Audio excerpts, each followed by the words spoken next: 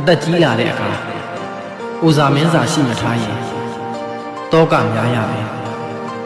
မကြမ်းမာတဲ့အခါအထိနာမယ်ကိုကြီးအိုမအရွယ်ရောက်မှပင်ပင်မန်းမန်းတွေရုန်းကန်ရှာဖွေနေရမယ်အသက်ကြီးသွားတဲ့အားနည်းချက်ကြောင့်အလောက်ရှာဖို့ခက်ခဲသွားမယ်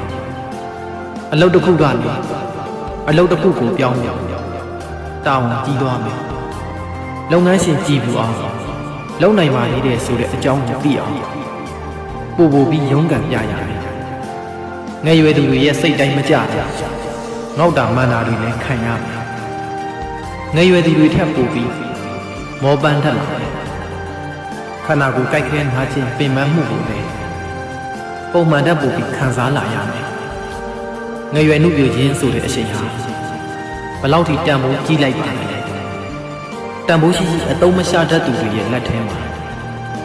အရှိန်တွေဟာအတိတ်ပဲနဲ့ကုန်ကုန်သွားခဲ့ကြတယ်လူတစ်ယောက်ရဲ့ဘဝမှာနောင်တရစရာအကြောင်းနှစ်ခုရှိပါတယ်ပထမတစ်ခုကမလုတ်တဲ့နာတွေကိုလောက်ခဲ့မိလို့နောင်တရတယ်ဒုတိယတစ်ခုကလှုပ်တဲ့လှုပ်ထိုက်တာတွေကိုမလုတ်ခဲ့မိလို့နောင်တရတယ်အမားတွေကိုငါလှုပ်ခဲ့မိလေခြင်းလှုပ်တဲ့လှုပ်ထိုက်တာတွေကိုငါမလုံမိခဲ့လေခြင်းဆိုပြီး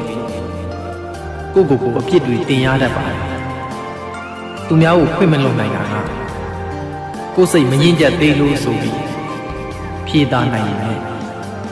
ကိုပြန်ပြီးခွင့်မလုံနိုင်တာကတော့နောင်တရစရာတစ်ခုခုကိုလောက်ခဲ့မိလို့ပါပြန်အစားထိုးခွင့်မရှိဘူးကုံဆုံးပျောက်ကွယ်နေတဲ့အချိန်တွေကို